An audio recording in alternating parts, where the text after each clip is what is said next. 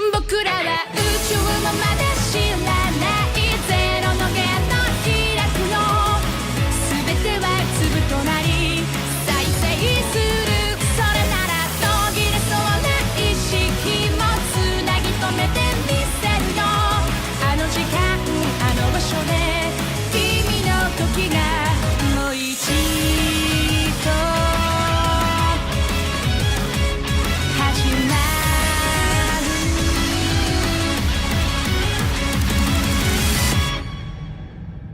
Hello there everybody, Sobata92 aka Nightmare, and welcome back to Steins Gate Zero. In the last episode, we finally began our little trip into Presage or Recognize, and we started to see things that were a little bit, familiar. So what I'm going to do is I'm going to try to, if these things are, if we've already experienced these, I'm probably going to try to skip them. Again, these should be scenes that I should recognize. But it's kind of a shame that I can't really skip some of the stuff that we haven't read. But one of you guys in the comments was kind of point out that some of the stuff is different, such as Mayuri talking about the melons. That was different. I don't remember that happening. And as well as we don't get to see a scene of Maho being caught by Alexis, which that's good. That's good. That I guess that shows that this, and it seems like in this timeline Maho did not get in trouble or mentally fucked with. I hope. So, I'm gonna try my best to remember exactly what we went through. I wish for the love of God that I can memorize everything. Also, I just noticed that over there, Chaos Child, I know that is a thing. Don't know anything about it, but I know that's a thing. So, I'm going to try to remember if we come across a scene that we've already gone or we experienced, I will try to skip over it. Or at least cut it out. So, I think we've gone over this, but just to be safe. After Fubuki's exam was over, we went to her room and listened to her complain that the visit was over. Just like Dr. Alexis had said, she looked just fine. She told us she was ready to leave the hospital and jog all the way home. Mayuri and the others were relieved, but I felt worried. Did I need to talk to Dr. Alexis about reading Steiner after all? But how would I explain it? It might be a better idea to talk to Maho and have her explain it to him. I couldn't come to an answer right away. We said goodbye to Kaede and Yuki at one of the stations on the way back. Before we got to Ikebukuro, I remembered to take out my phone and open the web browser. I went to A channel, eager to see how she'd responded to the bait I'd spread this afternoon. Put my hand over my mouth to stifle the noise. Like, I think this is new, I think. Mayuri had been standing next to me and she was leaning over at my screen.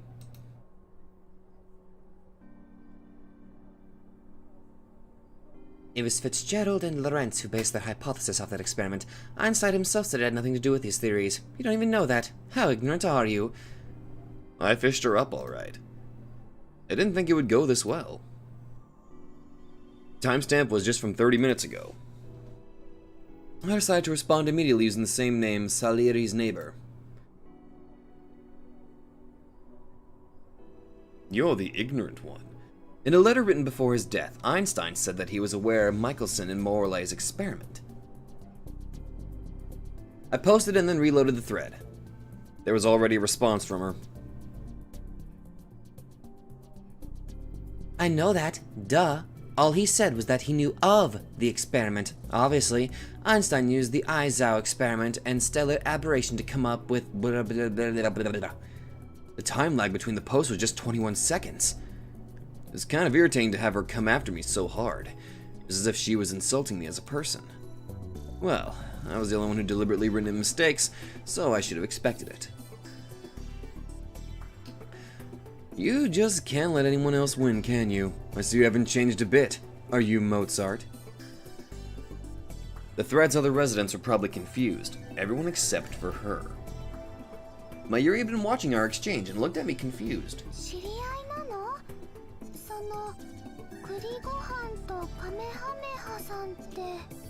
We got the soundbite of her saying, Mayuri saying Kamehameha.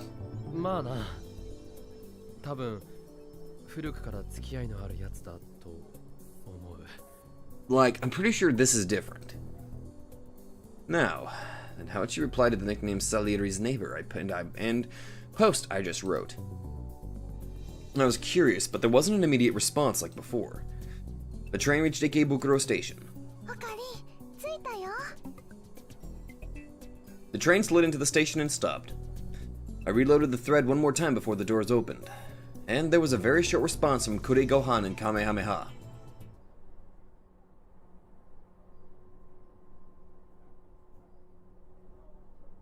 Who are you? There could be no doubt now. This Kore Gohan and Kamehameha was Kurisu. Gotcha! Oh, swapping over to Maho. It was a very hot day in 1998 when Suzuha said goodbye to Shina Kagure. She'd gone to get food and water from a local store, and when she came back and opened the hatch, Kagure was inside screaming. Oh yeah, we're back at... Yeah, we've already experienced this scene, I believe. お前何をしてるんだ Okay, I think I'm gonna try to cut this out. Can I skip this? Nope. 答えろ I can't skip it! Damn it! This is where she's about to pull out the gun, I believe. お前は時間移動のショックで気を失ってたんだよだから休ませておいたんだけど悪かったかがり約束するんだじゃあ私は仕事にかかるからお前はその辺で休んでるんだ飲み物と食べ物は適当に食べていい何をするの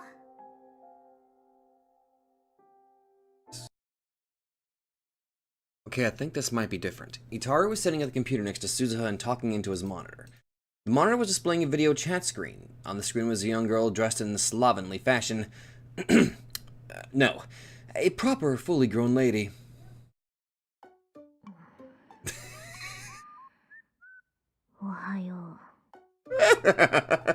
Oh my god, Maho, are you okay? Oh my god, look at her.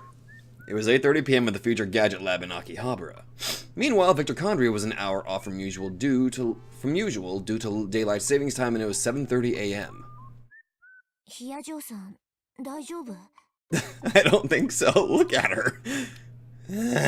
You need some sleep, girl. Probably. Maho was a mess. Her hair was never combed right, but her eyes were bloodshot and her gaze was wandering. The spots under her eyes were too dark for the little bit of makeup she'd applied to cover them up. Her cheeks were sunken, which made her look even tinier than usual. On top of all that, her skin was terribly pale. She looked like something out of a zombie movie. Seriously?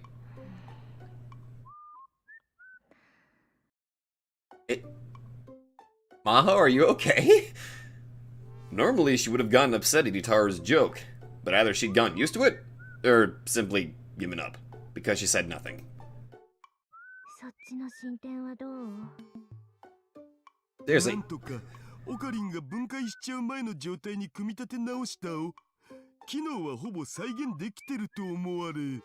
Whoops. Itaru glanced towards the development room, past the curtain in the back of the lab. Right now, he was working with Maho to recreate what Okabe had called the Time Leap Machine.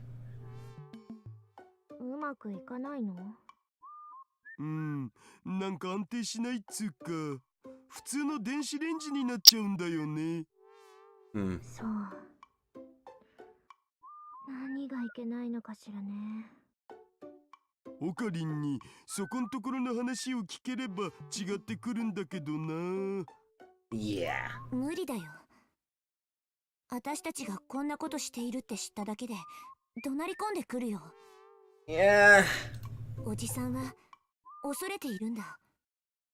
世界線の収束する力というものを。あの人を説得するのは容易じゃない。You're not wrong about that. In fact, it had almost been a year since she'd first tried and failed.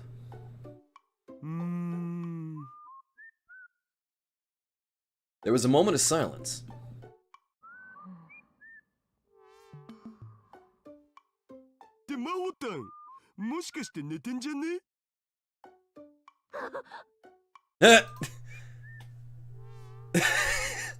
I I don't know why that's even more adorable than the previous one. Maho's whole body jerked and she almost fell out her chair. 危なかったわ。出勤前なのに二度寝してしまうところだった。つうか、頑張りすぎだお。無理して体壊したら意味なくね？このくらい平気よ。というか、これだけやってもまだ天才にはかなわないんだから。そんなことないと思うけどな。僕はさ、魔法炭だって十分天才だと。Yeah. 気休めなら不要よ。ね。岡部さんの言っていたタイムリープ、こんなにヒントはあるのに、未だに解を見つけられないんだもの。記憶データなんて膨大なものをどうやって圧縮して過去へ送ることができたのか。クリスはそれをやってのけたっていうのに。We've seen the other world lines. You can do it, Maho. Maho seemed upset. It was obvious even through the monitor. ああ、ごめんなさい。愚痴をこぼしている場合じゃなかったわね。今日の報告、他に何かあるかしら。なければそろそろ出勤しようと思うのだけれど。もう一つある。What's that? Dizzo looked at Itaru. 前から調べてほしいって頼まれてた件について。何か分かったの？はっきりしたことはまだ。What did you find? そう。あちこちのネットワークに強引に侵入したりとか、ギリギリまではやってみたんだお。別に責めたりしないわ。今分かっていることを教えてちょうだい。いや、むしろ激しく罵倒とかしてくれて OK なわけだが。Taru! 父さん。早くして時間が来ちゃうから。ほいほい。Itaru opened a different window on the monitor. He displayed one of the text files in it. It was a record of the information Itaru and Suzuha had collected. まず、魔法炭たちがホテルの地下駐車場で襲われた事件。警察の発表だと、新興カルト教団の男が違法薬物を使った末にって話になってるけど。Crazy cultist on a drug trip. あれ、間違いなく嘘だわ。Well, duh. 嘘？犯人の身元は警察発表通り某大学の准教授。これはいいんだけどさ、そいつが宗教団体に所属してたっつう事実がこれっぽっちも出てこないんだよね。It's more like his mind was messed with, you know? 公安が隠し持ってる教団員のデータにもアクセスしてみたから確定。捏造ってことなのね。アットチャンネルとか見てるとさ、信者っぽい人が時々書き子するんだよね。教団は無実だとか陰謀だとか。そうすると一瞬でものすごい数の教団アンチが湧いてきてフルボッコなわけ。Okay, we know what the haters are. People on the internet with a negative opinion about a certain blah blah blah blah blah. Beat the daylights. A one-sided battle in which the target gets the daylights beat. Okay. しかもそのアンチども、もっともらしい偽の証拠とかガンガン出してくるんだよ。画像付きとかで。いくらなんでもあれはちょっと異常。そうなの？私、そのアットチャンネルというのをあまりよく知らないから。アットちゃん含めてさ、大抵の大手サイトには工作員が張り付いてるもんなんだよ。しかもビジネスとしてバイト代もらってね。朝から晩まで24時間ぶっ通しで。情報操作、プロパガンダだね。Yep. 政治家や官僚なんかもネット世論の誘導に利用してるし、それを専門にしてる会社もあるくらいだお。Uh-huh. なるほど。それならわかるわ。そのあたりはアメリカも日本も同じね。Damn right we do, unfortunately. でも工作員なんて僕からしたら IP 変えてもバラバラなんで。それでチェックしてみたら、あの事件すごい人数の工作員が投入されてるっぽい。どこからそんなに金が出てるんだよってレベル。そう。父さんのバイト先が襲われた方の事件は？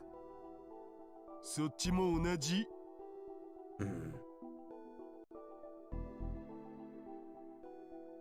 The police had called it a fight between foreign mafias trying to expand their territory in Japan. The media never questioned the story at all, and even people on the boards of the famously skeptical A channel believed everything they were told. Of course, there was no mention whatsoever of Russia or CERN. でさ、試しに目撃者を装ってロシアの特殊部隊を見たってすれ立ててみたんだよね。そしたらまあすごいのなんの、炎上しすぎてびっくりしたお。あん時は思わず工作員の本名から会社名まで全部晒してやろうかと思ったっつうの。Damn. Evidently, he'd been really irritated. It was rare for Itaru to get so angry. Or maybe it wasn't, she decided. つまりどこかから圧力がかかっていて幕引きにされたってことね。さすがは自由の国日本だけのことはあるわ。アメリカも似たようなもんじゃね？違いないわね。Yep. The two of them smiled at the joke. つうわけで僕としてはお手上げ。そう。それで十分よ。調べてくれてありがとう。ヒヤジョーさん、研究所から来日の許可は下りそうなの？それがレスキネン教授の助手として連れて行ってもらえるよう何回も申請しているのだけれど、却下の連続なのよ。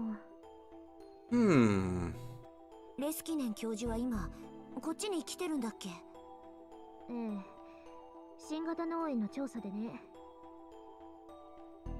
Interesting. Since it had nothing to do with artificial intelligence, it seemed Maho won't be allowed to go along. Wouldn't be. いいわ。どうしてもダメと言うなら、こっちにも考えがあるもの。Oh? どうする気？まさか上官の命令無視してでも正義を貫くとか？そして悪に捕まってしまうんですね。わかります。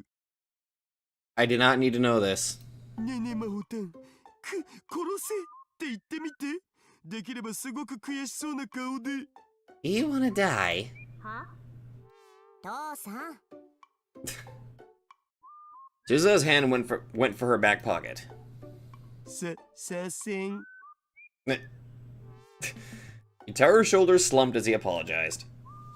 Lately, she'd been able to put a stop to Itaru's terrible jokes just by doing that.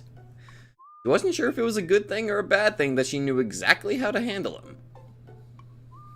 まあ、とにかく近々そっちへ行くわ。Good. わかった。日程が決まったら連絡を。それとヒヤジョーさん、出勤するならもう一度鏡を見てからにした方がいい。Just before they ended the call, Suza decided to warn her. Maho stood up and walked towards the closet without turning off the camera. She vanished from view, but a moment later, she must have seen how terrible she looked because she let out a very unfeminine scream.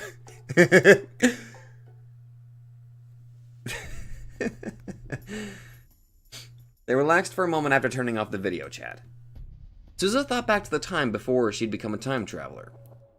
She did this every time she got off the video chat with Maho. タイムマシン開発の協力者、ヒヤジョーマホか。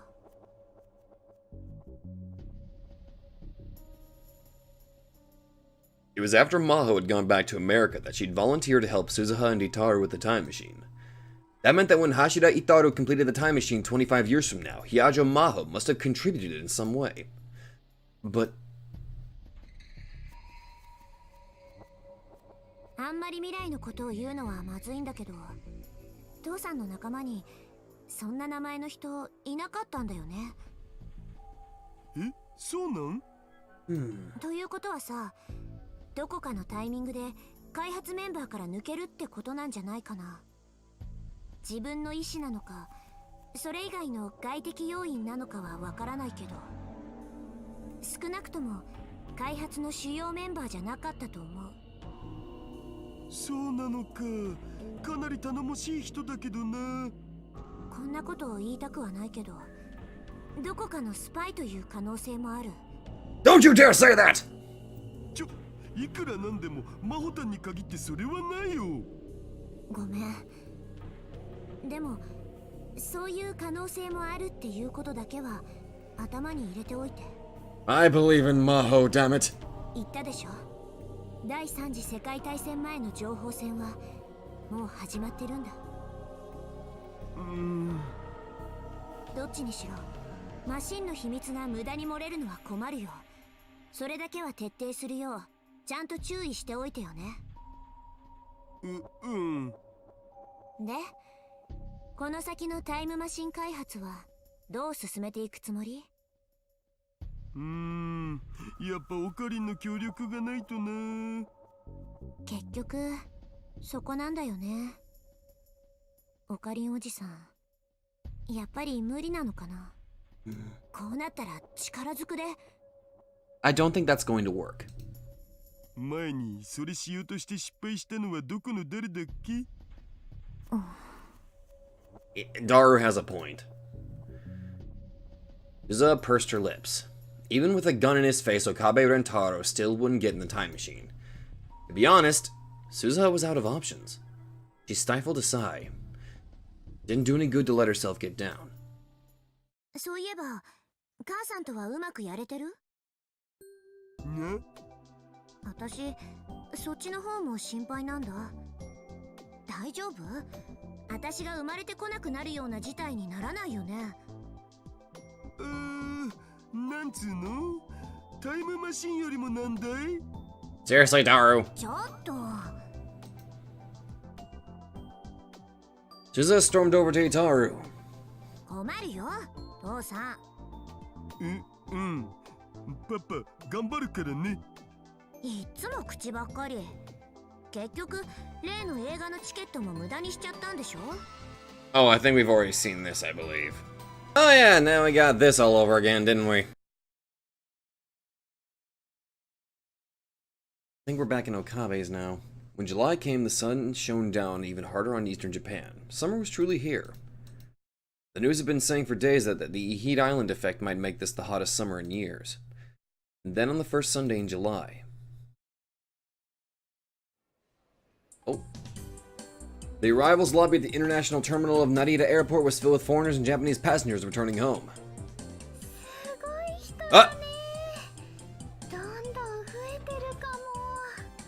Good lord! What is with the sudden shifting of the sprites? Now we got OG Steins Gate Ferris! Damn! The eyes! 見逃すなよ、マヨリー、フェリス。なんせ相手はとにかくちっちゃいからな。You know, she'd slap you if you said that. Nah, she'd probably not. She'd probably just get mad. Oh. Held the phone for a second. The three of us are waiting for someone here. Sorry, I can't go today. It's fine, no problem. You had something to do. It's alright. Having a lot of people around would just bother Hyajo. It's fine, no problem. Really? Huh? Why? No, please tell Maho I said hello. Sure, got it. Please. No problem. We'd been there almost an hour. オカリン、今の問題発言は彼女に見つけざるを得ないぞ。 I would not blame you if you did. 冗談だ、やめてくれ。でも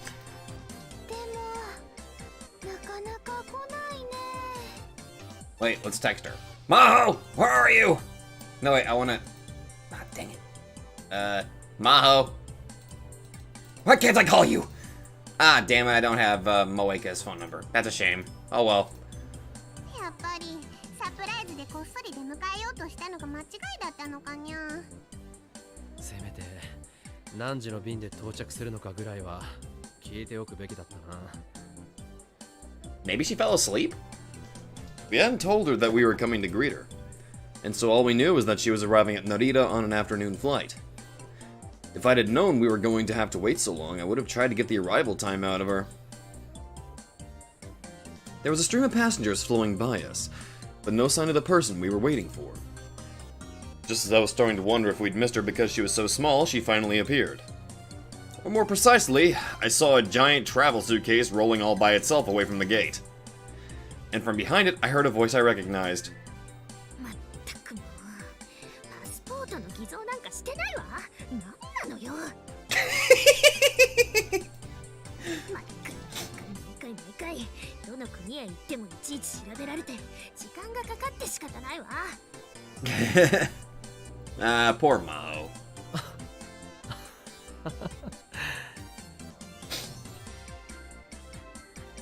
I walked up to the suitcase and gave it a pat. いや、ジョーさん。Mao had been leaning forward and pushing the suitcase as hard as she could. Her mouth hung open when she saw me. 久しぶり。無事入国できてよかったな。Oh, she blushing! なんか随分やつれてるな。大丈夫か？大丈夫に決まって。ってそうじゃないわ。どうしてここに？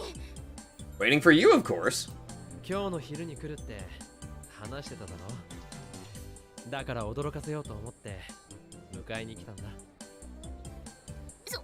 そうなの？それはどうも。Ah. For some reason, her voice became really weird the moment she saw me. Was my being here really that much of a surprise? Dude! でも秋葉原駅までは行けるから改札口に迎えに来てくれればいいって言っておいたのに。She freaking loves you, you oblivious adult! まあいいじゃないか。せっかくだし。それに君一人で本当に秋葉まで来られるか心配だったから。失礼ね。私はそんなに頼りなくないわ。Not really.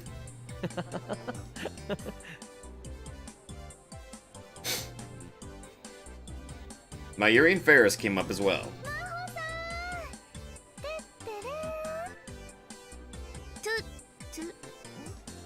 会い That たかったにゃマホにゃ As Mayuri grabbed Maho's hand, Ferris walked up and gave her a big hug. マユリさんもフェイリスさんもお久しぶり。二人もわざわざ迎えに来てくれたのね。ありがとう。ちなみにこんな場所で大声でマホニャンと呼ぶのはやめてくれないかしら。にゃんでかわいいのに。周りを見なさい。みんなが笑っているでしょ。恥ずかしいのよ。ふにゃ、そうかにゃ。 Ferris really sticks out after all. While we'd been waiting here, all the foreigners had been pointing at her and yelling, "Cat ears! Cat ears!" Someone even asked for pictures. Frickin' foreigners! 荷物俺が持とう。 How dare they not understand cat ears? ありがとう。でも結構急な来日だったよな。It was only a few days ago that I'd found out she was coming. 今回もレスキネン教授の手伝いなのか？その Maho was fidgeting and glancing up at me. 岡部さんはレスキネン教授とはよく連絡を取り合っているの？ああ、教授ずっとこっちで研究を続けてるだろ。時々食事に誘ってもらったりしてるんだ。すごく光栄だよ。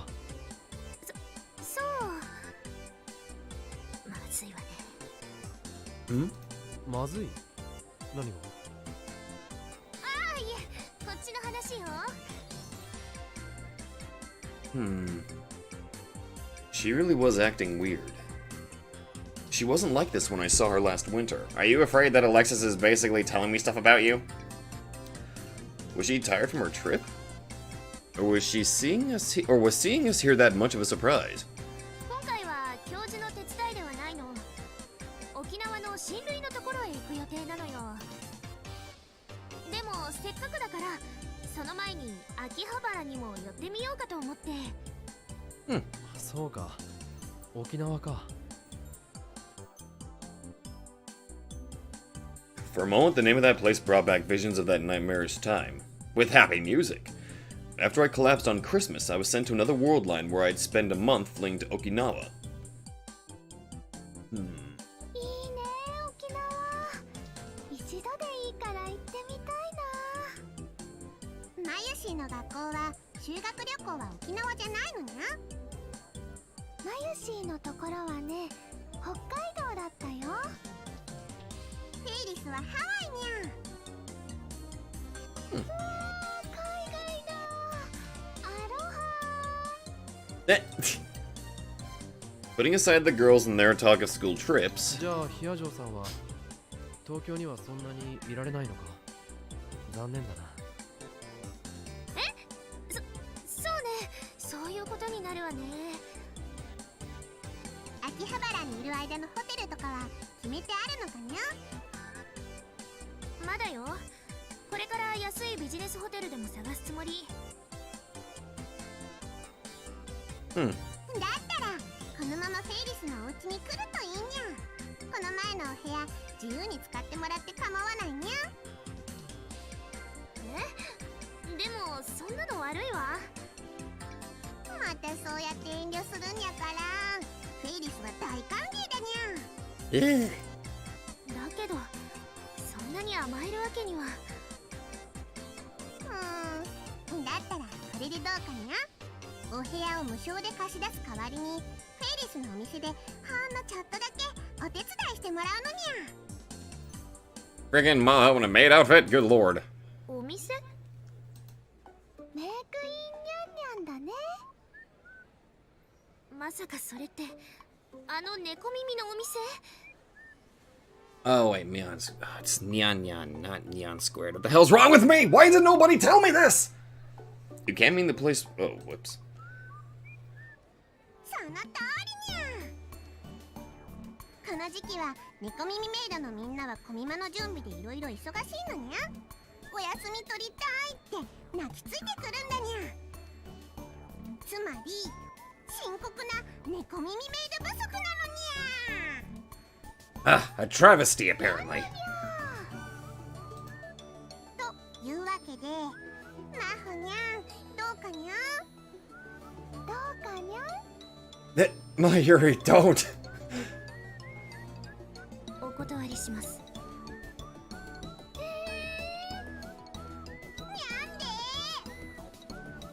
なんでって当たり前でしょ。私に似合うわけないわ。似合うよ。絶対に可愛いと思うな、マユシーは。意義なしだにゃ。オカリもそう思うにゃ。Like, don't bring me into this. ああ、きっとファンがつくんじゃないか。Okay. ファンなんてそんな。お世辞は嫌いよ。別にお世辞じゃないんだけどな。だとしたら視力検査にでも行ってくることね。にゃにゃ、赤くなったにゃ。なってません。You did too. マホニャンはもっと自分の魅力に気づくべきだと思うにゃ。マユシーが男の子だったらキュンってしちゃうのです。だからそんなことないと言ってるのに。ヒアジョーさんは多分もうちょっとなんというかおしゃれとかしてみたらいいんじゃないかな。そうすればもっとこう。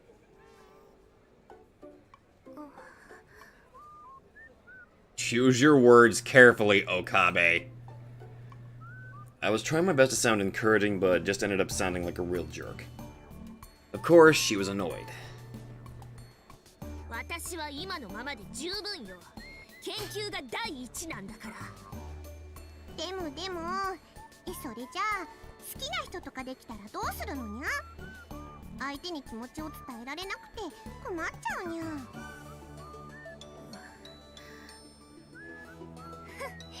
大丈夫よ。そういう人なんてできないと思うから困ったりしないわ。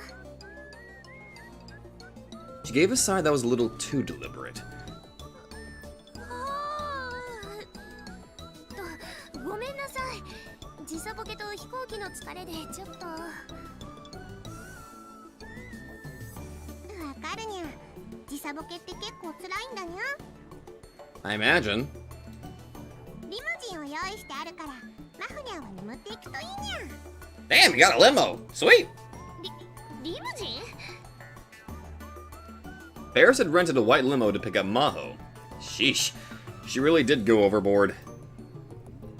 But thanks to that, my Yuri and I were able to enjoy its big comfy seats on the way to Narita Airport.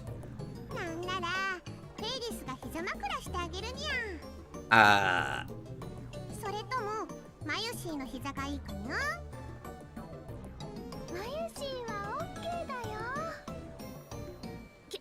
結構よ。子供じゃあるまいし。 But I have a feeling that this is a situation that Newt would have a heyday with. でも傍目から見てもだいぶ疲れてるってわかるな。そんなに研究が忙しいのか。それはな、掛け持ちしているわけだから。掛け持ちというとアマデウス以外にも何かやっているのか。 Well, I know one of the projects. She quickly put her hand over her mouth. それは企業秘密なの。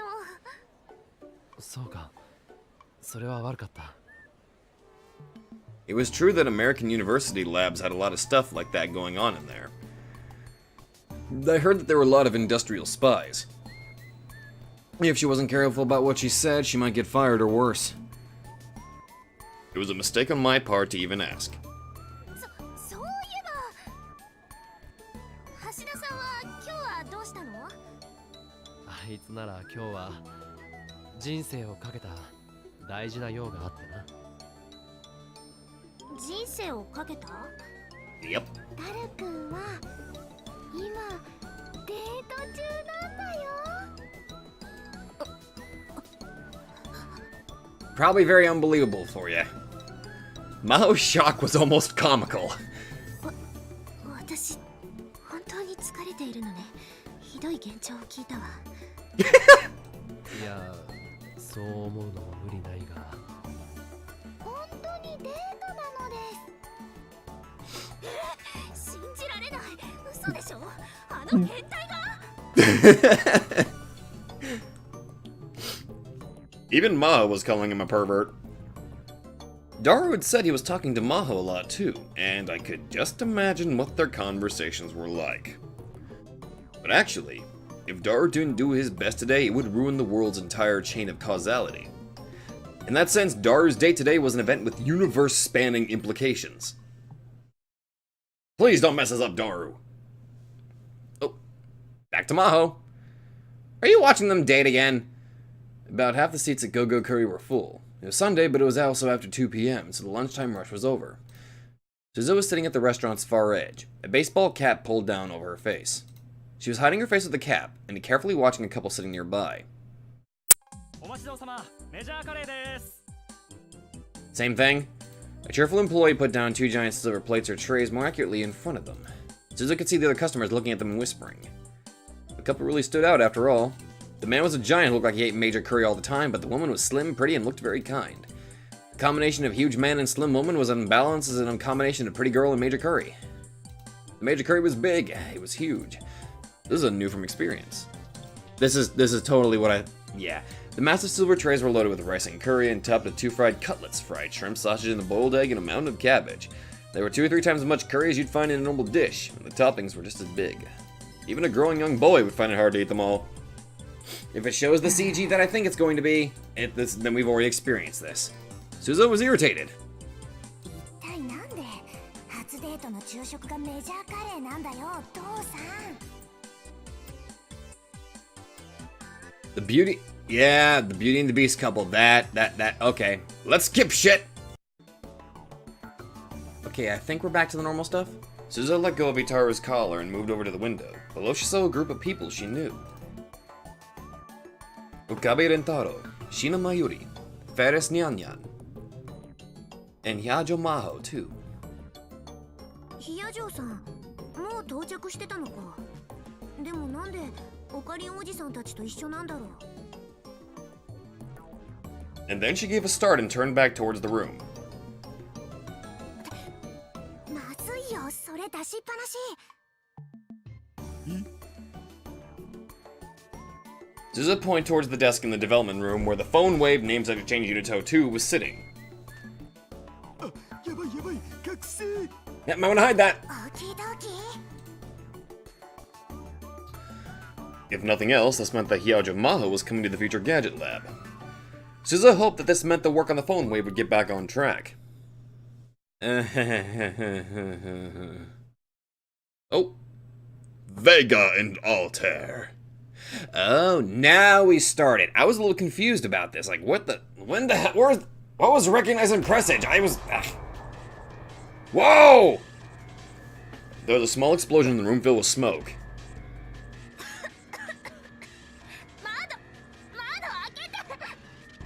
ゲホゲホゲホ。大きいゲホ動機。 Maho crawled down to the living room. Itara rushed open the window and she heard a man who was probably the building's owner yell up at them. Oi! Nothing!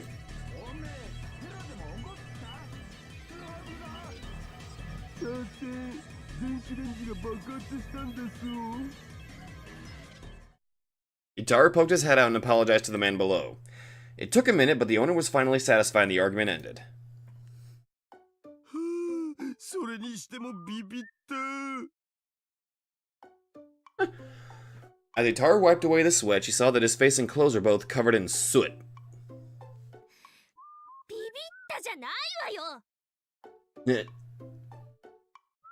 Maho was no different. Some of her hair had been burnt off, and the white lab coat she'd gone through all that trouble to get had turned pitch black. どういうことか説明して。なぜいきなり煙を吹いたの？ Reminds me, I need to go buy myself a lab coat. 電子レンジが原因だと思われ、粗大ゴミで捨てられてたのを拾ってきたやつだから、どこかショートしたのかも。 I mean, not because I'm doing any experiments or anything like that, I swear. I promise. 拾ってきたって。あなたね。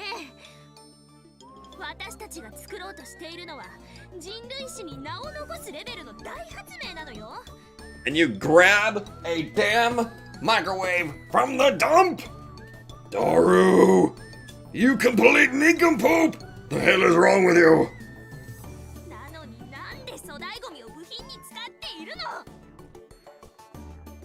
業務用の電子レンジは高いのだぜ。 信じられない。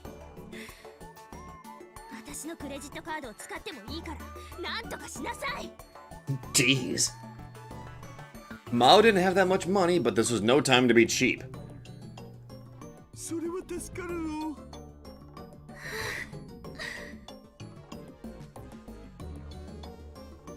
Maho wiped her sweaty, soot-covered face with a towel. The white towel turned black immediately. もう我慢できないわ。エアコンを入れるわよ。 それは無理。電話レンジカッコ仮2号機と一緒に稼働させるとブレーカーが落ちるんで。 Crap. つうかそのエアコン電気代がとんでもないことになるから1日1時間しか使うの禁止って言ったっしょ。 Fair point.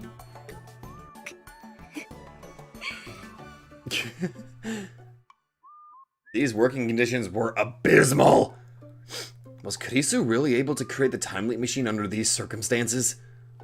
Just thinking about it gave her even more respect for Kurisu. わかったわよ。でも髪まですすまみれだからシャワーを借りたいのだけれど。どうぞどうぞ。もしちょっとでも覗くような真似をしたらすぐに鈴葉さんに連絡するからそのつもりで。そんなことしないって。 For some reason, Itaro responded to Maho's warning by sighing and slumping his shoulders. つうか僕は今そういう冗談に付き合っていられるほど心の余裕はないよ。 Maho hadn't meant it as a joke. She was extremely serious. 昇進の僕は今週はエロゲすら立ってる状態なんで。Huh. She'd heard from Suzuha that the day she'd arrived in Japan, Itaru had screwed up bad on a date.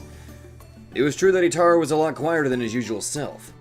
Mayuri had even said that Daru not playing H games must be an omen of some impending natural disaster. But either way, she didn't have time for his negativity, so she mostly ignored him and went to the shower room. Huh. Oh, please don't tell me we're getting him naked, Maho. We don't need this again. Since Uza used the shower regularly, it was relatively clean. There was a good selection of body soap and shampoo, and Suzuha told her she could use it as she liked. まったくせっかくの七夕だっていうのになんでこんなすすまみれになってないといけないのかしら。 Oh, Tanabata time? That day was indeed Tanabata. Actually, Maho had been secretly looking forward to this day. Since she lived in America for so long, she was interested in Japan's traditional summer holiday. She was especially interested in the famous story of Orihime and Hikoboshi, and the custom of writing down wishes and hanging them from bamboo. Hold on. Hikoboshi, a man who appears in the legend of Tanabata. In Japan, Altair, the brightest star of the constellation Aquila, is known as the summer Hikoboshi star. The star Vega, Orihime, is separated from Altair by the Milky Way, and the legend says that only on Tanabata can they cross it and come together. This was originally a Chinese legend. Orihime, a girl who appears in the legend of Tanabata. The star Vega in the constellation Lyra is also referred to as Orihime's star, as well as the arc light of the sky. She was the daughter of the Emperor of Heaven, and was given the name Orihime, Weaving Princess, because of her mastery of the loom. She is married to Hikoboshi, Natsuhiko, but the Emperor of Heaven decreed that they would only be allowed to meet once a year, on July 7th in the old Japanese calendar.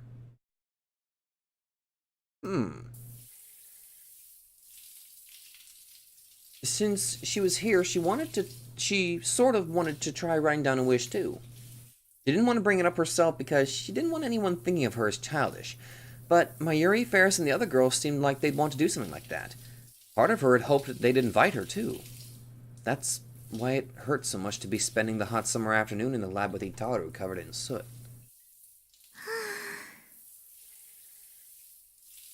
She was thinking about that as she washed herself off when...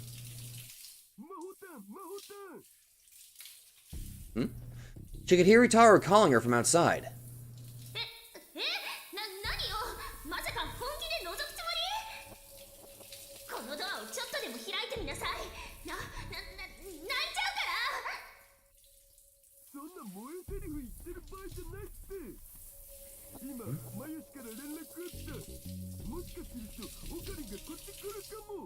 Oh!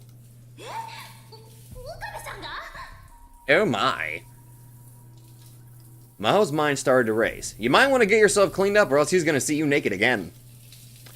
She'd been told that Okabe rarely came to the lab anymore. In fact, after he'd dropped her off here on the first day, he hadn't come by even once. That's why she'd felt safe going in and out of the lab. But...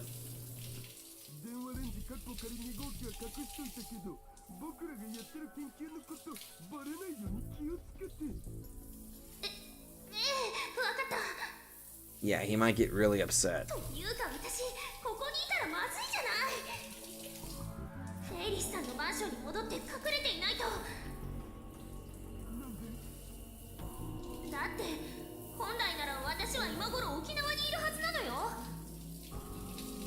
Oh, you lied about the Okinawa. That's how she'd explained her visit to Okabe. If he found out that she was working on the phone wave with Itaru, there would be trouble. Oh yeah, this might set up something really bad happening.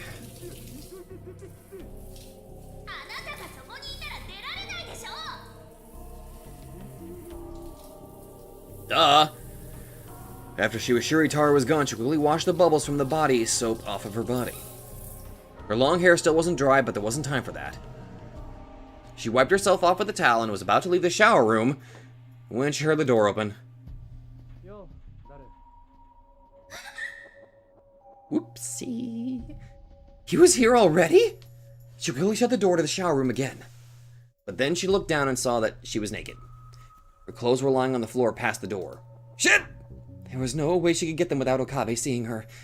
Her only choice was to stay hidden, completely undressed, and wait for him to leave.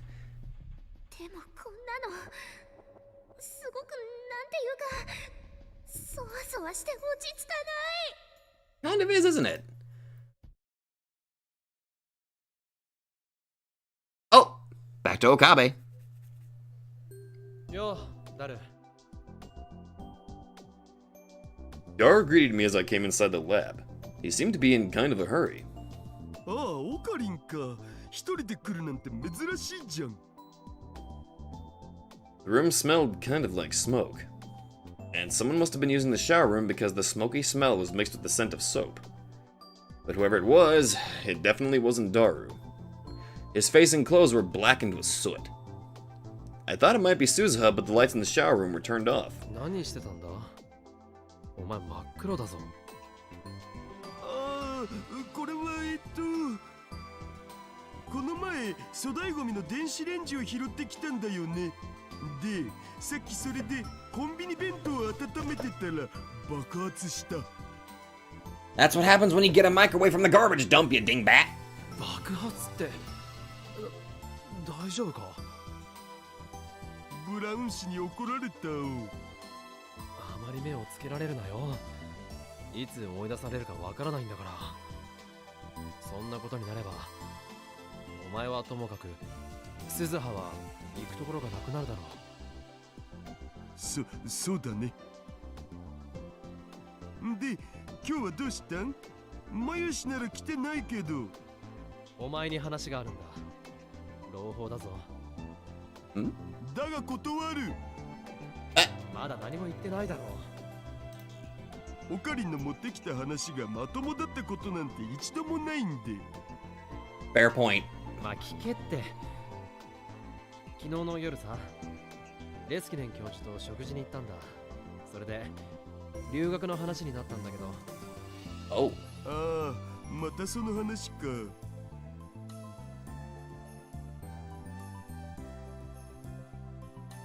I was keeping in touch with Dr. Alexis. Of course, the professor knew that Maho was here in Japan. Yesterday, he'd shown me a picture of her taken in Okinawa. I could see her standing in the surf with a blank expression on her face. A friend or a family member must have taken it.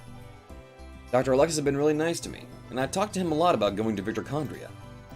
Of course, at a minimum, I needed to graduate my current school and pass the exchange exam for Victorchondria. せっかくだからダルのことも教授に話してみたんだ。そうしたら興味を持ってくれた。僕？ビクトル・コンドリア大学には情報科学研究所っていうところがあってな。世界最高のハッカーが集まってるらしいんだよ。ダルの腕なら通用するんじゃないか。I'd been inviting Daru to come to America with me, but he didn't seem that interested. He'd said things like, I can't imagine living away from the otaku mecca. And, no way am I living anywhere you can't get H games and anime figures. He'd done nothing but give excuses like that. そりゃあ僕はスーパーハッカーだし通用すると思うけどさ。とりあえず教授に会ってみるだけならどうだ。面識だってあるんだし。今忙しいんだお。一日ぐらいなら時間作れるだろう。コミマが終わるまでは無理かな。1ヶ月以上先じゃないか。とにかくしばらくは無理。やれ。本当に言い訳ばっかりだな。そんなに行きたくないのか？ I sighed and sat down on the sofa. This room really was hot as hell during the summer. The windows were open and the fans were running at full speed, but I was still sweating. There was an air conditioner, but evidently he wasn't using it. 誰？ドクペって置いてあるか？さあどうだったかな。マヨシが買い置きしてるかも。I got up and took a look in the fridge in the corner of the room. There was regular soda, mineral water, and some sports drinks, but not a single Dr. P. As usual, the freezer was stuffed with juicy chicken number 1. Mayuri really did buy a ton of this stuff. It's freaking chicken! Wait, was there even more than usual? Maybe she'd bought some for Suzuha too. ーツドリンクもらうぞ。鈴葉の飲みかけ以外なら OK。 I grabbed an unopened bottle and took a big gulp. I happened to take a look at the snack shelf next to the fridge. Mixed in with the instant noodles and snacks were 5 bunches of bananas. Mayuri must have bought those too. But still, all that fried chicken and now these bananas? Was she eating more than she had been? She always said that no matter how much she ate, she never got fat, but if she bought this many bananas at once, they were all going to turn brown and squishy before she could eat them all. マユリのやつ、バナナを買いすぎじゃないか？ああ、それ買ってきたのマユシじゃなくて僕。あ。ん？ Dara quickly cut himself off. I turned toward him and he averted his gaze. He'd been acting really weird this whole time. Was he hiding something? お前がこんなに買ったのか？いつからバナナ好きになった？いやほら、鈴葉に言われてるんだって。ダイエットにいいから毎日食べろってさ。そういえば昔そんなダイエットが流行ったな。Some celebrity had gone on TV and said that she'd lost a bunch of weight on a banana diet. And the next day, all the bananas in Japan disappeared from stores. My dad had tried to get in on the boom a little too late and bought a huge supply of bananas only to see it flare out, and most of them were on the shelves. I remembered that. だからってこんなに一度に買うなよな。だいぶ色が変わってきてるじゃないか。Oh, whatever. I was hungry, so I decided to take one. Took a banana and peeled the skin. とにかく少しは加減ってものを考えろ。そうだね。うん。I finished the banana in 3 bites and went to toss the peel in the burnable trash can. And then I noticed something strange. The can was filled with bananas. More than anybody could possibly eat. Over half the can was filled up with bananas. And it wasn't just the skin. Some of them were unpeeled, but half rotten, and the summer heat made them give off a nasty stench. I remembered seeing something like this once before. Green. Oh. またゲルバナ作るの？ Oh no. That's right. It was when I was living here a year ago, doing experiments every day. And then my mind flashed back to the contents of the fridge. And that bizarre stockpile of juicy chicken. Oh crap, he noticed! It couldn't be. I plunged my hand into the garbage can, not caring about the filth. Dara was clearly uneasy, but I ignored him. I was right. Under the remains of the bananas, I saw tons of boxes of empty fried chicken. No matter how much Mayuri liked them, or how much of a glutton Daru was, no one would voluntarily eat this much frozen fried chicken every day. I went deeper into the garbage can. How deep is it? And then I found something I didn't want to see. なあ、誰？なんぞ。バナナと冷凍唐揚げの組み合わせ。懐かしいな。Oh dear. 1年くらい前か。よくこうして実験してたよな。かなり無駄な使い方してたから、マユリによく怒られた。食べ物を粗末にしちゃダメだって。I knew something bad was gonna happen. そうだね。しょうがないから、電子レンジで温かくなったバナナも俺たちで食べて処分したよな。あれはひどい味だった。でもさすがにこれは食べられなかったよ。What I pulled out of the garbage can was a green, gooey mess. It was a thick, disgusting liquid like you'd expect to see if you crushed a giant bug. The goo dripped out of my fingers and splattered onto the floor. It was what used to be a banana. What we once called a gel nana. Oh, しまった。Dara put his hands to his head. Then he evidently gave up on hiding it. まずった。こんなあっさりバレちゃったか。もうちょっと隠し通せると思ったんだけどな。実際さ、目処がついたらちゃんと相談したいこともあったし、打ち明ける予定ではあったんだけど。Oh dear. Daru tossed me the towel. Evidently he'd already used it because it was covered in black soot, but I decided to wipe the gel nana off my hands with it anyway. Daru went into the development room and started moving boxes and dust covers. ほれ、これが2号機。And on the table appeared the horrible future gadget number 8, which I'd built, improved, and finally dismantled a year ago. 組み立て直したのか。電話レンジカッコ仮バージョン2とどっちがいいか結構迷った。名前なんてどうでもいい。マジ？オカリンの言葉とは思えないな。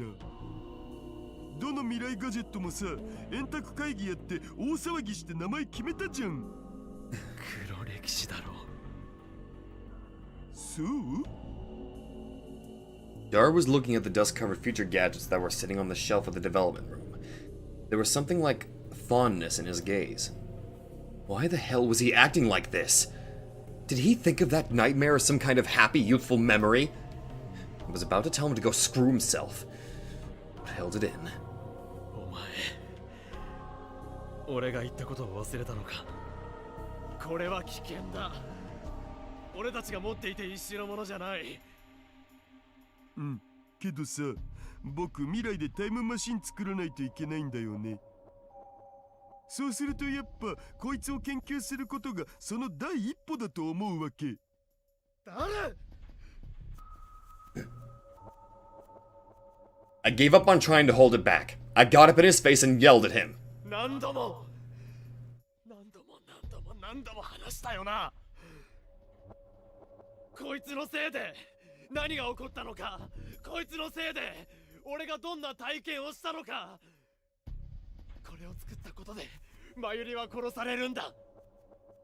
これを作ったことでクリスは犠牲になったんだ。これを作ったことでお前の娘は過去へ飛んで自殺までしたんだ。忘れたって言うならもう一度話してやろうか。Come on, Daru, stand your ground on this. お前はそんなにバカだったのか。自分でそれを体験してみないとわからないほどバカだったのか。バカはあなたよ、岡部倫太郎。 Uh-oh. I suddenly heard an angry female voice behind me. I looked back and saw Hyajamaho glaring at me. ヒヤジョさん。おう、ゴーホロリ来たこれ。Damn it, Daru, not appropriate. なんて格好してるんだよ。っていうかなんでここに。これはそのつい勢い余ってあまりジロジロ見ないで訴えるわよ。 But こっちがそんな格好で出てきたんじゃないか。ちょっと待ってなさい。今服を着てくるか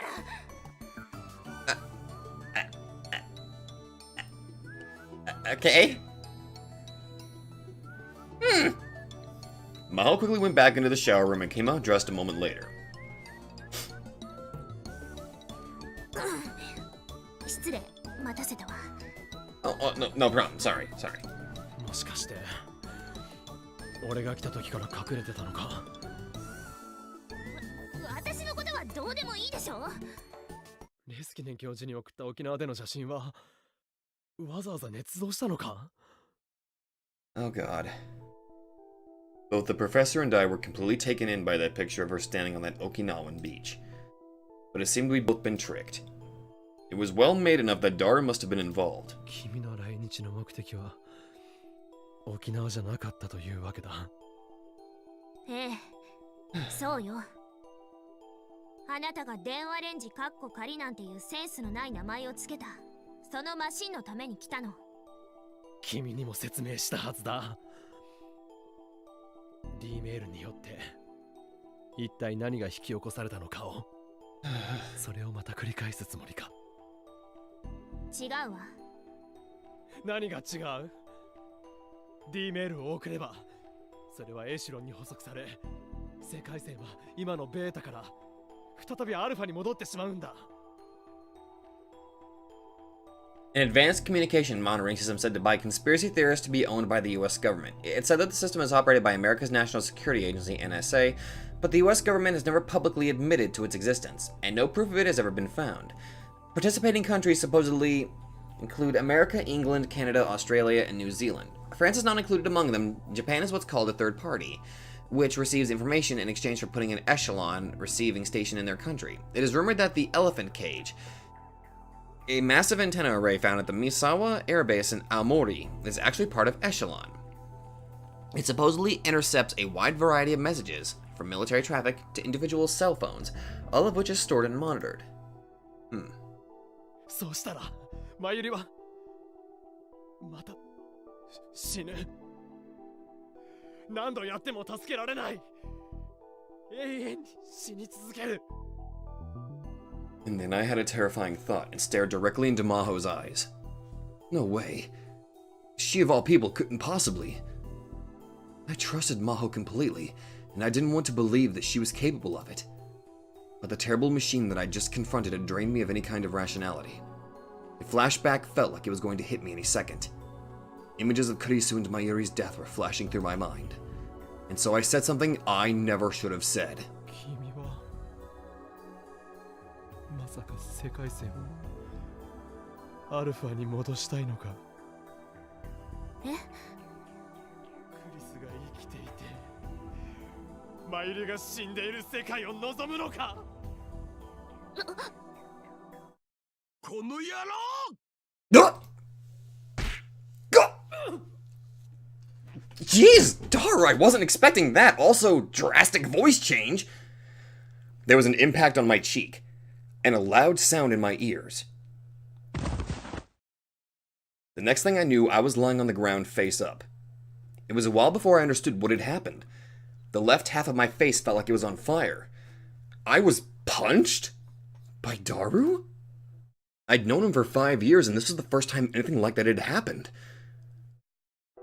謝れ！今すぐ魔法団に謝れ！ちょっとやめなさい、橋田さん。オカリンがどれだけ苦しんでるかなんて僕には想像しかできないけどさ。だから安っぽい同情なんてしないし、するつもりもねえよ。でもな、お前結局ただそれに甘えてるだけじゃねえか。Jesus. 魔法団だって鈴葉だってマユシだってみんながお前のためにどれだけ。もういいからよしなさい。 Jeez, Daru! Mahal grabbed Daru's body and tried to hold him back. 話せ！こいつもっとぶん殴ってやらないとわかんないんだよ。もう十分よ。今ので十分。だから落ち着いて。 And this time Maho put her hand on Daru's shoulder. 後の説明は私がしておくわ。顔でも洗ってきなさい。ほら。 She pointed towards the shower room and Daru finally seemed to get control of himself again. Wow. Okay, good on you, Daru. My god, man. わかった。 I gotta admit, that must have felt good for you, dude. He looked a little awkward as he lowered his fist. Well, actually, it probably hurt him a lot doing that, but... Normally, he hated any kind of seriousness, so in a situation like this, he'd always tell one of his perverted gentleman jokes. But there were no jokes as he vanished beyond the curtain into the shower room. A moment later, I could hear the sound of the water. まったく。 Maho was looking down at me. あなたがおかしなことを言うからよ。そうだな。すまなかった。今のは決して本心じゃ。わかってるわ。あなた、そんな人じゃないもの。Yeah. ほら、立てる？ I grabbed her hand and slowly got up.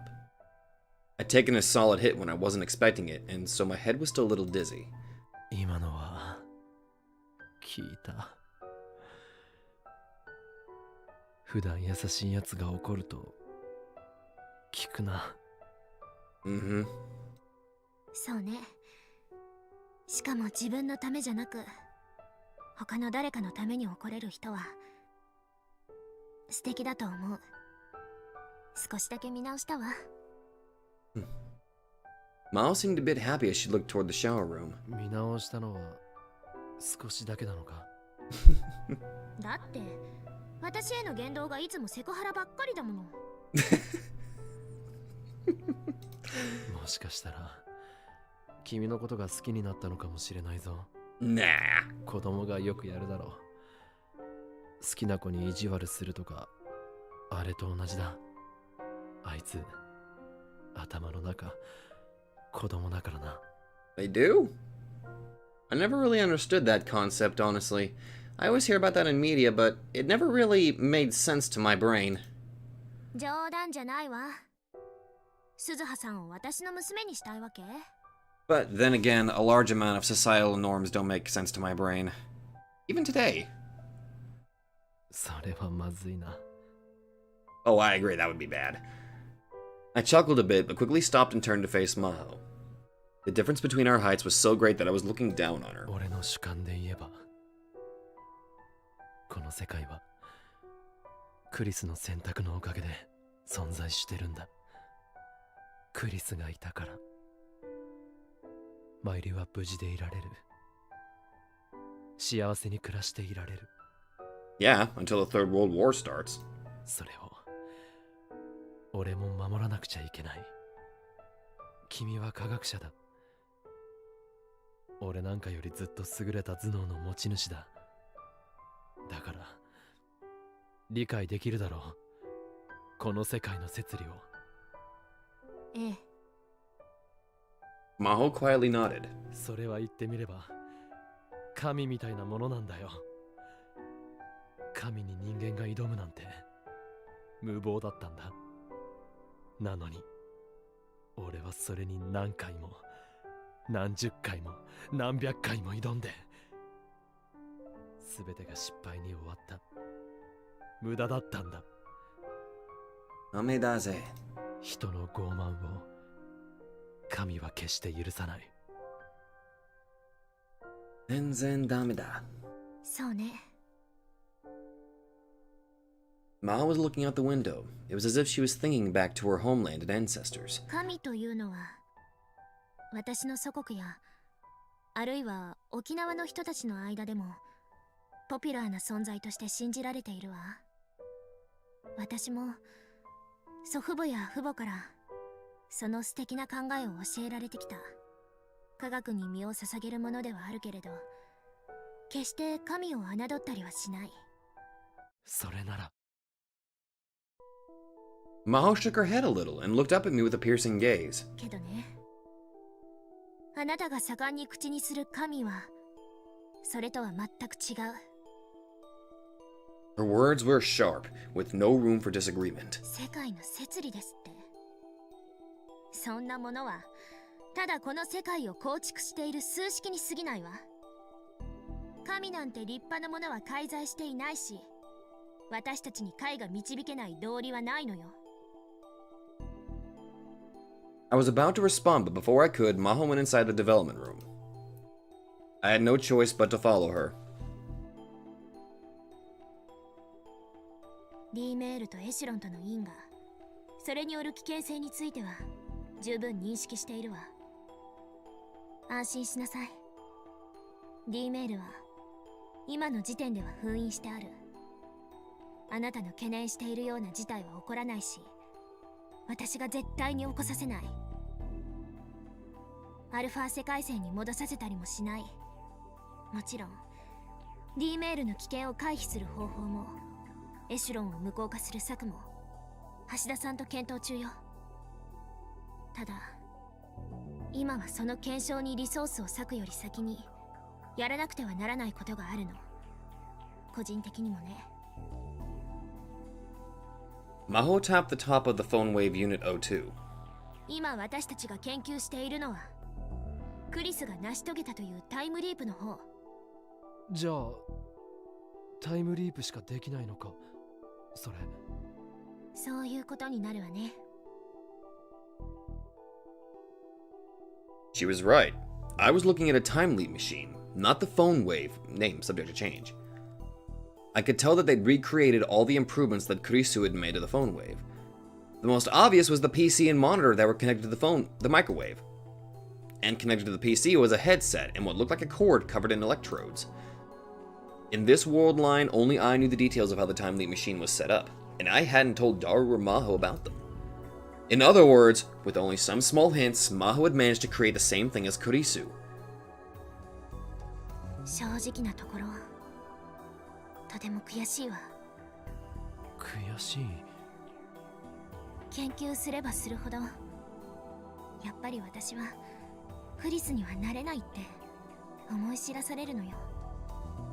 記憶をデータ化して、それをトップダウン検索信号込みで携帯電話に転送する。そこまではできるの。ただ最大の問題がクリアできない。クリスはそれをやってのけたのに。データの圧縮だな。Maho nodded. 何テラバイトもある膨大な記憶データをどうやって圧縮するのか。その謎が私ではどうしても解けない。That was the part that Kurisu had struggled with the most, too. But in the end, with Daru's help, she'd been able to do it. あなたはクリスから何か聞いているのかしら、その方法を。She seemed a little unhappy as she asked me that. Asking for the answer meant giving up on finding the solution for herself, and so it meant admitting defeat. Maybe that was really hard for her. Yet she'd chosen to put completing the machine first. But I had no intention of giving her the answer right away. 前に俺の経験したことを話した時に約束をしたよな。覚えてるか？タイムマシンでマキセ・クリスを救おうなんて絶対に考えるな。ええ。今でもその約束を守るつもりがあるか？その気がないなら協力はできない。Maho didn't answer for a while. But without even looking at her face, I could tell she was being torn apart inside. もちろん守るわ。あなたとの約束だもの。That's a lie, isn't it? After a long pause, she gave her answer.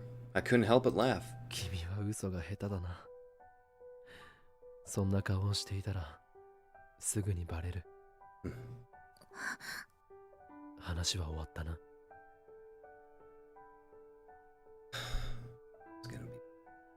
Then I left the development room. I looked toward the shower room, but I could still hear the sound of falling water from within. Dara was showing no signs of being done. なあ、ダル。バカは俺だった。本当にすまなかった。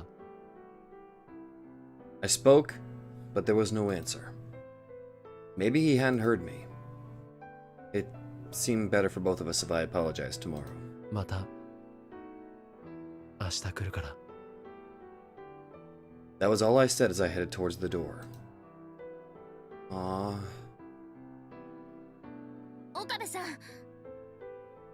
Maho followed me. She came up to me so fast she almost slammed into me. スタインズゲートは実在すると思う？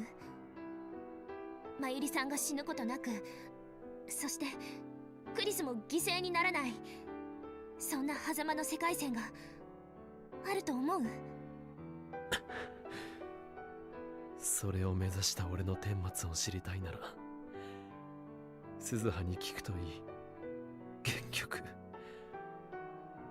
運命には逆らえなかった。あんなのはくだらない妄想だよ。そう言い切ってしまって本当にいいの？ないと証明されたわけではないのよ。そんなの The devil's proof. まさに悪魔の証明じゃないか。そんな証明誰にもできるわけがない。I don't even have to I don't even have to read that tip. That thing has been drilled into me over 2 years of experiencing a very special visual novel. そうよ。あるのかないのかも証明されていないのに、あなたはたった一度失敗したくらいで諦めた。Maho was gritting her teeth hard. 呆れてしまうわ。何 I almost went out of control and grabbed her by the shoulders, but I managed to stop myself at the last second. さっきも言っただろう。俺はそれ以前に何回も何十回も何百回も挑んで。私も言ったはずよ。それは神の摂理でも何でもないって。世界線もタイムマシンもシュタインズゲートなんてものもどれも世界を構築するただの数式に過ぎない。何回も何十回も何百回も失敗した。だからなんだというの？そんなの科学の世界では当たり前のことよ。それで失敗したのなら何千回も何万回も何億回も挑戦すればいい。そうすれば必ずそこに解放は見つかる。君は何も知らないし経験していないからそんな無責任なことが言えるんだ。いいえ、嫌というほど経験してきたわ。失敗も挫折も後悔もその痛みもマキセ・クリスという天才のせいで。数式に感情はないだろう。数式を解くのは人間よ。結局のところね。 Correct. We were glaring at each other, our faces close enough to kiss. Maho's gaze burned into me. For some reason, I couldn't bear to look at her, so I turned away.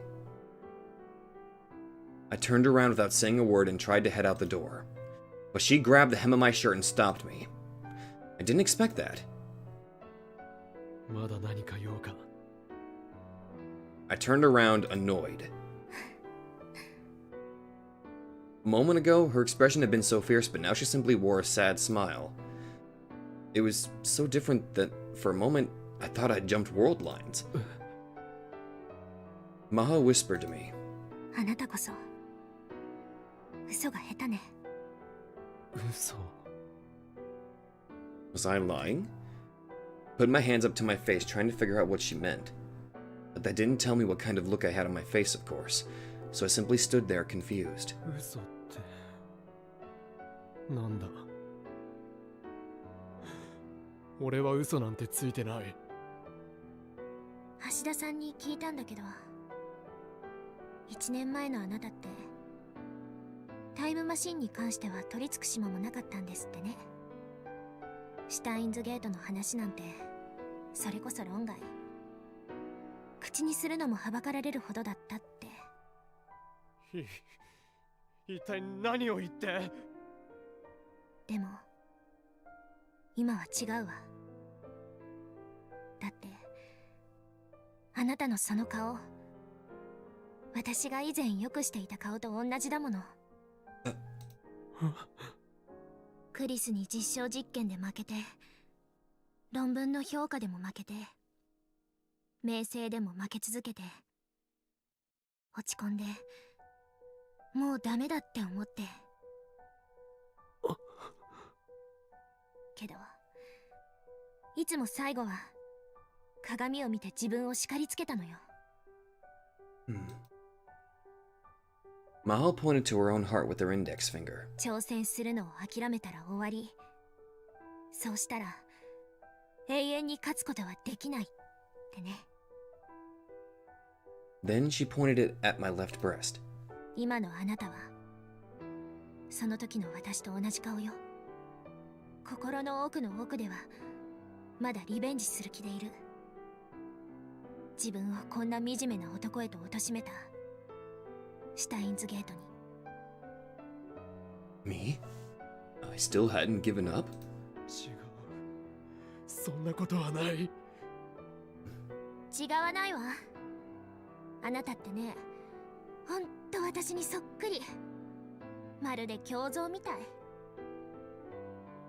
強情で一度言い出したら聞かなくて、自分が間違ったと分かってもそれを絶対に認めたくなくて子供みたいに拗ねて、誰かに心配や迷惑ばかりかける。で、そんなことないよとか少しくらいはフォローしてもらえないとちょっと傷つくわね。けどね、だからこそわかるのよ。私もあなたも最後は絶対に自分の足で立ち上がるの。そうでしょ、岡部倫太郎さん。もう一度言うわ。あらゆる世界の摂理はただの数式であり、その解放は必ず存在する。私は何としても見つけてやるわ。神なんて介在しない、ただの数式を解く鍵を。そうしてまゆりさんが死なない、クリスも生きている狭間の世界線に続く道へとたどり着いてやる。 After saying all that, Maho was a little out of breath. She had a lot of vitality in her tiny body. Her words, the way she looked, they hit me so hard I couldn't speak.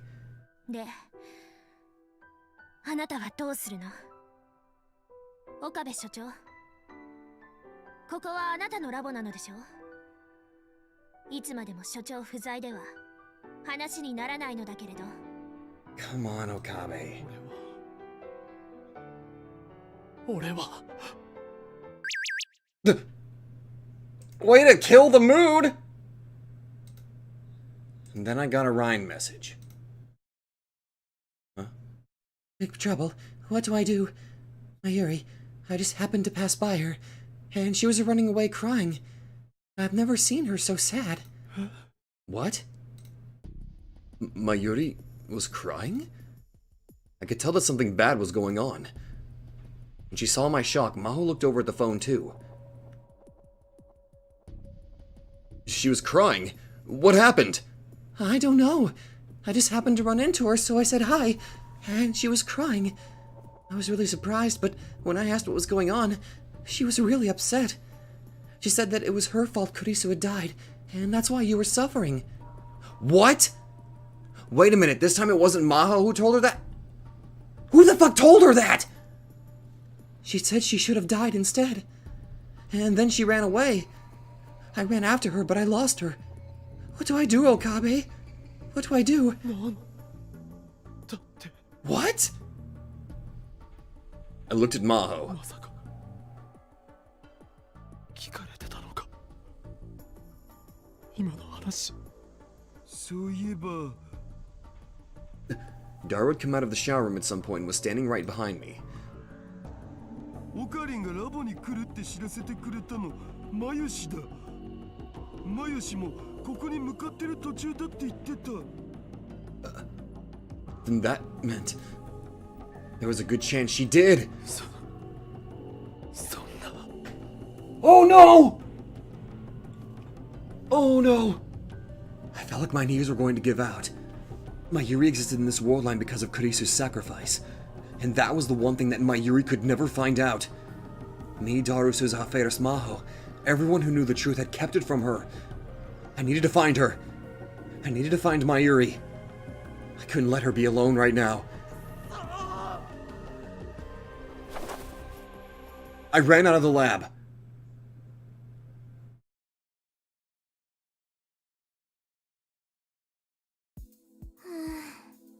まだ暑いな。